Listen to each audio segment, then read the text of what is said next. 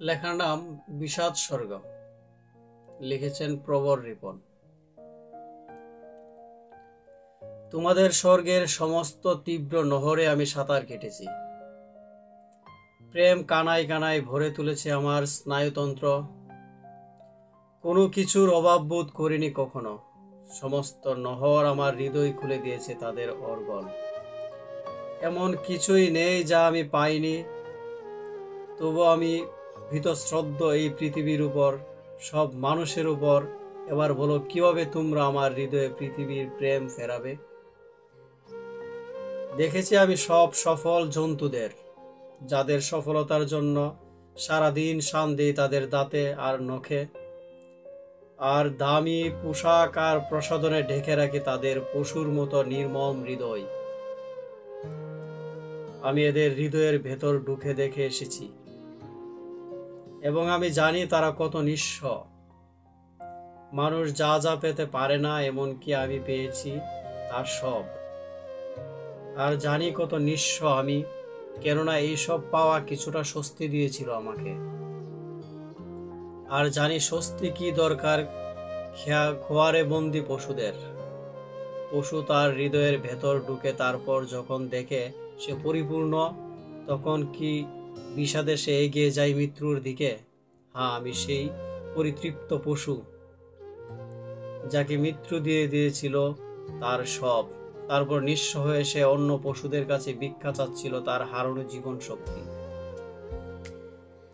বলো, তোমরা আর কি কি পেলে ভাববে পাওয়ার আর কিছুই নেই। যেমন আমি ভাবছি, তোমরা তো ব্যর্থ পশু। সারাদিন হার না পাওয়ার জন্য কাঁদতে থাকো, আর সুখ তিক্ত লাগে বলে দুঃখকে বলো জীবনের পাথেয়। তোমাদের উজ্জ্বল সব মানুষকে দেখেছি আমি, আর ভেবেছি কি অন্ধকার এই মাংসের ধলাগুলো, যারা নিজেদের কাছে এতই অন্ধকার যে বারবার অন্যদের কাছে উজ্জ্বল হতে চাই। হায় হতভাগ্য উজ্জ্বল মানুষের দল, তোমাদের চেয়ে করুণ মানুষ আর কারা হতে পারে? আর সেই সব উজ্জ্বল ভূত দেখে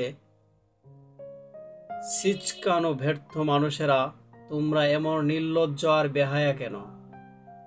নিজের ভেতরে না তাকিয়ে অন্যের দিকে তাকিয়ে যারা পড়ে আছো ঘরতে, আমি ওই সব সফল আর ব্যর্থ মানুষের সব দেখেছি।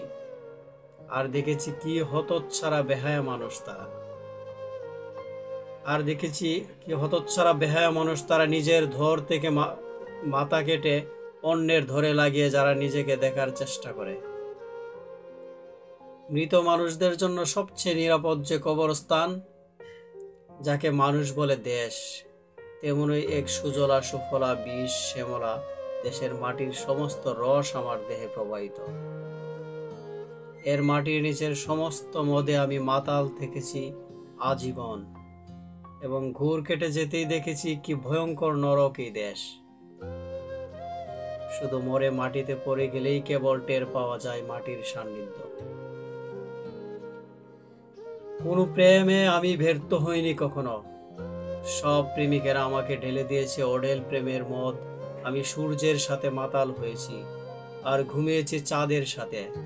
নারীরা তাদের দেহের সমস্ত সুধা ঢেলে দিয়েছে আমার চোখে, আর আমি ঘুমিয়ে পড়েছি তার আবেশে। এবং জেগে উঠে দেখেছি প্রেমের চেয়ে জঘন্য কারাগার আর কি হতে পারে।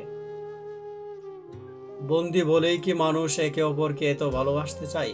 অথচ পাহাড়ের চূড়ায় ওঠার প্রথম উপায় হলো কাঁধের ভেগের সব অপ্রয়োজনীয় জিনিস ফেলে দেওয়া। অথচ এই প্রেমকে সাথে নিয়ে গিয়ে সবাই পড়ে থেকেছে পাহাড়ের গ্লানিকর পাদদেশে। আহ মানুষ, জয় পরাজয়ের অনন্ত শেকলে বন্দী মানুষ, যারা সব প্রতিযোগিতা জয়ের পুরস্কার দিয়ে পায়। তাদের মৃত্যু আমি সবকিছু জিতেছি, আর জিতে জেনেছি যে কি জঘন্য এই জয়ের আনন্দ, কি বিষাদ তার পুরস্কার।